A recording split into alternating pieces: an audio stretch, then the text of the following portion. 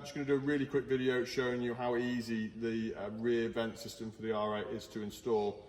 We will do a more in-depth video that we'll upload to YouTube, but for now this is just an indication to show you how easy it is. You can actually install it without removing anything from the car, but we would recommend removing the rear vent panel to install it. It's really easy to remove.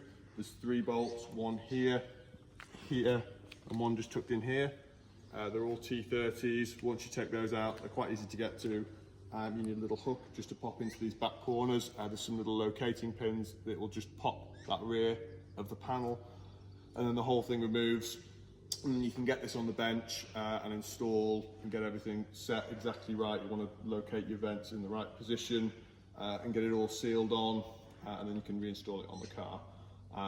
Nothing needs modifying on this panel, so just to clear up, there's obviously chat in the group that we have done one where these vents have been cut out and there's been an additional piece that channels the air straight down into these vents. And people can request that part if they like, but it's not needed, and the standard panel doesn't do that.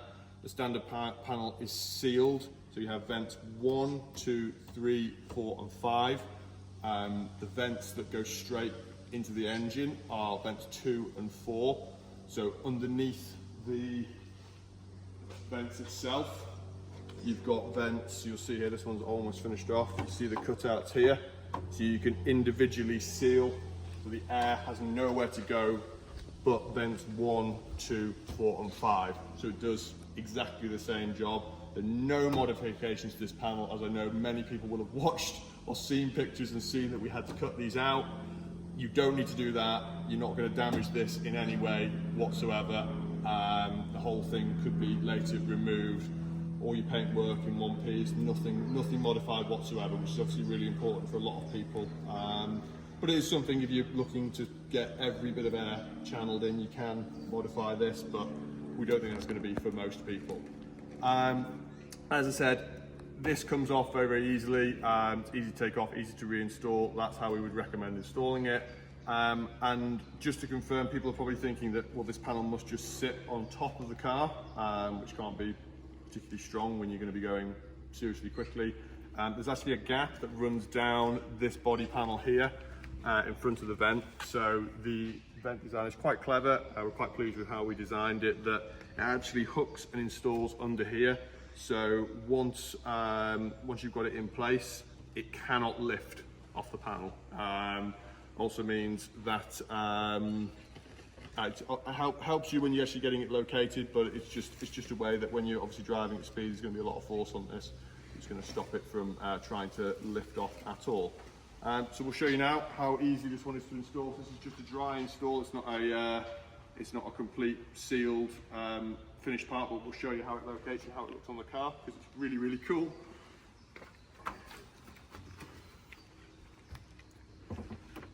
So this centerpiece here, this hooks under that lip as I showed you before, and there's one on either end. Quite a tight fit.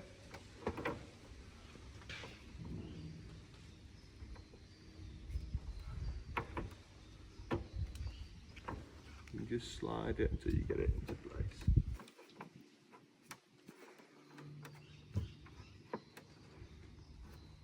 That gives you just a quick indication.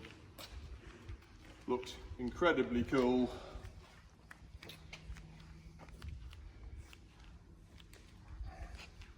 And that's obviously just a dry fit. So what we would do is we would do that on the bench, on the panel, and then we would be sealing all the joining surfaces just to get an absolutely perfect fit, which means any air that's coming in through these vents is being forced into the engine and into the engine bay. For those of you that want every drop of air that is coming through these vents forced into the actual air boxes themselves, the air boxes are from vent 2, they're just vents 2 and 4. So what you can do is have a little blanking panel and blank off vents 1 and 5 inside this vent here, which means all the air going straight into these vents will go just into 2 and 4, straight into the air boxes, which is maximum air to the engine. Obviously there's lots of tunes being developed at the moment for naturally aspirated setups, twin turbos, superchargers. I think it's pretty obvious more air gets into the engine, it's there's no way that it can't. There's really promising results so far, lots of research being done on those, so that there's going to be a setup for absolutely everyone. But aside from all that, it looks really, really cool, adds a little bit of a unique look to the car. We certainly love it. It's turned out really, really well. But yeah, it's as simple as that. And then obviously, like I said before, you could deinstall it and go back to completely stock, which is very, very important. I hope that's cleared a few things up, guys. Any questions, please drop us a line. You should have our email address on there. Any inquiries, the best way to get hold of us is email or call. WhatsApp sometimes can be a little bit slow on there because we obviously get lots of them. Yeah, pop us an email, give us a shout. Any questions, if you want to FaceTime, see it on our car. There's going to be lots of content coming showing one of these on our car. We're getting it on the road and showing off just how really cool it looks. And yeah, we're going to be visiting some tuning shops here in the UK and looking at the power figures, which is quite exciting. Ours is going to be staying naturally aspirated. We've not had this too long, so we're not quite ready to start pulling the engine apart just yet and adding just enough horsepower for us for now. But yeah, thanks for listening, guys. I hope that's helped, and any questions, get in touch. Cheers.